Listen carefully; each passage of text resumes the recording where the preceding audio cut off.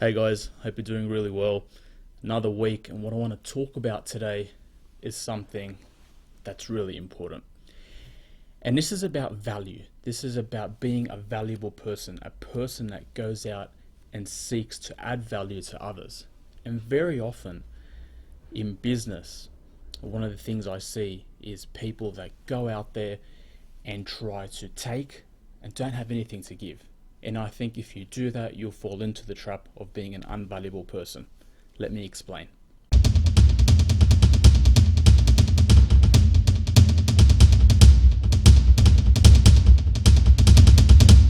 So, the most successful business people, the most successful investors, the most successful employees, executives, the most successful sports people, entertainers, are those that give and take. And I think there's a culture out there, there's a habit out there of people that fall into the trap of focusing on what they can get or what they can take. And it's a very, very dangerous trap. If you become one of these people that's always looking to take something, but you have nothing to give back, eventually you'll find that your circle of association, which is very important, your network will continue to shrink. And you get to the point where you don't realize why your association's shrinking and not expanding. And that's because you're not adding value, you're not creating value. And if you have a look and see those that surround themselves with large associations, those that are always followed, let me give you an example. Let's say, for example, a singer or an entertainer. They are putting out so much value to people. These days you can actually listen to music or watch things on YouTube like this, and it doesn't really cost you anything. And someone's adding value, they're giving you more than what they're taking, and that's why they're successful. That's a very important quality of success. And too often we fall into the trap of taking, wanting things to come in and not giving enough out. So it's very important, firstly, to develop the habit of giving value, of giving more than what you're taking. If you think about the most successful brands in the world, take Apple for example, the iPhone, which is the most sold mobile phone. Apple is the largest business in the world. And it's successful because it says, hey, here's an iPhone that you can have for $1,000, but it will do all these things. And it sells the iPhone in a way that makes you think that it's worth a lot more than $1,000. It might be $3,000, $4,000 or $5,000 of value when you take the camera, when you take the browsing device, when you take all the applications and the payment system now. And what Apple's doing is actually creating this ecosystem whereby its customers continue to stay in that ecosystem and continue to have loyalty to the brand. And they're looking at ways to do that through adding value. If there's no value, if you're paying $5,000 for a phone that's really worth $500, your business might stick around for a while, but it won't be there for the long term.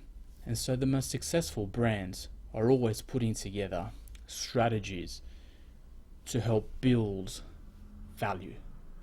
And the more value that you have, the longer, not only do you have more relationships that come in, but the longer those relationships last. And so in business, there's a very important concept about the value of the client's life. How much is your client worth to you over a lifetime?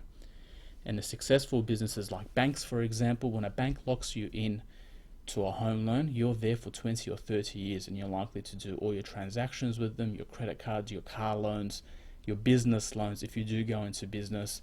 And that's why these businesses are successful, because they create the value at the beginning, they capture you, and they keep you there. And so it's very important to focus on building that value. Now, if you're watching this and thinking, how can I add value? How can I actually add value to the process? What do I have to give? I think it's a very important exercise to sit down, and regardless of if you're in business, if you're an executive, if you're a normal employee, if you are a waiter at a restaurant, it doesn't matter, because you have something which you can give that people will value. Maybe that's an attitude, maybe that's a skill, maybe that's a connection that you have to somebody, and you can leverage off those connections. You might be that person that people call and say, hey, was just wondering if you could recommend a photographer, or where should I eat today, or what car should I drive? You know about cars. You become a trusted source, and people start turning to you for value in their lives because everybody's looking for information. Everybody's looking for a suggestion. Everybody wants to leverage off each other. And so you need to find that thing that you can create as your value source and leverage that and expand on that. So it's very important not only to become aware of it, but to find a thing that works for you. Number 3, I'm a big believer of the win-win attitude. Very often, I have people that approach me and talk to me, and they want something, but they don't have anything to give. They want to win, and you don't necessarily win from that. And I think that's very, very selfish. And you might help those people. Those people might get somewhere for a very short period of time, but they don't usually last. And so win-win strategy is very important. It's actually a key pillar in a great book called The 7 Habits of Highly Effective People. This is a Stephen Covey book, and one of the strategies that he talks about, highly effective people always think about a win-win relationship.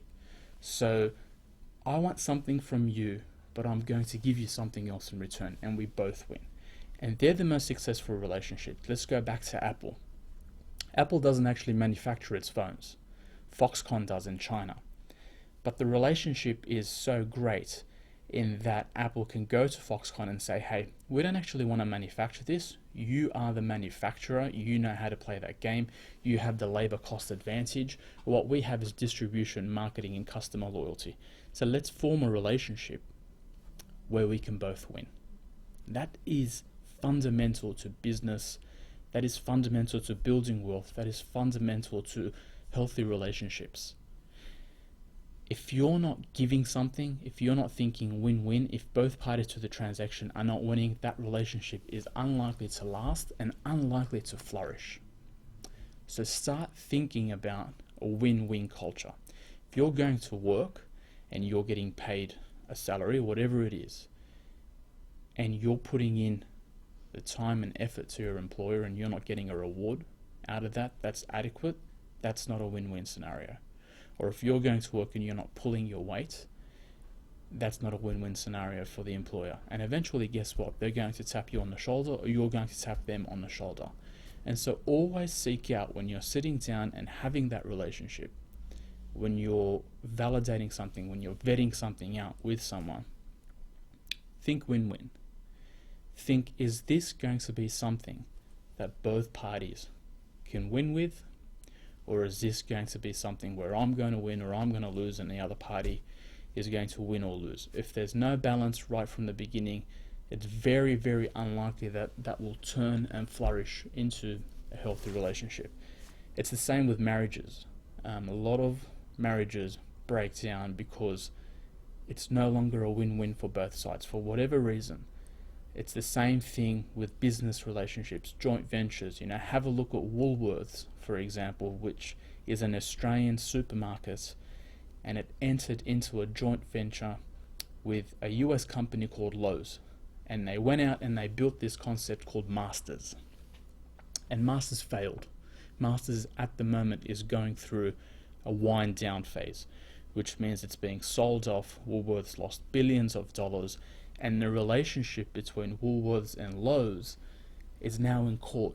It's now subject to court proceedings. And that's really, really unfortunate, because those parties came together with a supposed win-win, where Woolworths would tap into Lowe's expertise, because Lowe's is very successful in the hardware space in the United States, and Woolworths obviously knows the Australian market.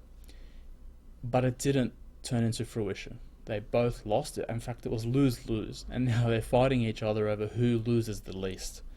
And the Masters concept in itself, the supermarket giant Woolworths, went into the hardware space, and they didn't actually provide enough of a win-win to the customer. So the customer won, but the chain didn't win enough to stay into business.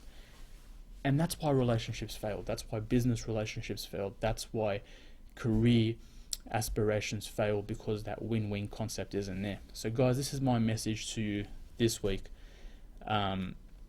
Be aware of the need to add value, find the areas in which you can add value, and always be mindful of a win-win situation or a win-win scenario. That's what you want. That's what you want to seek out.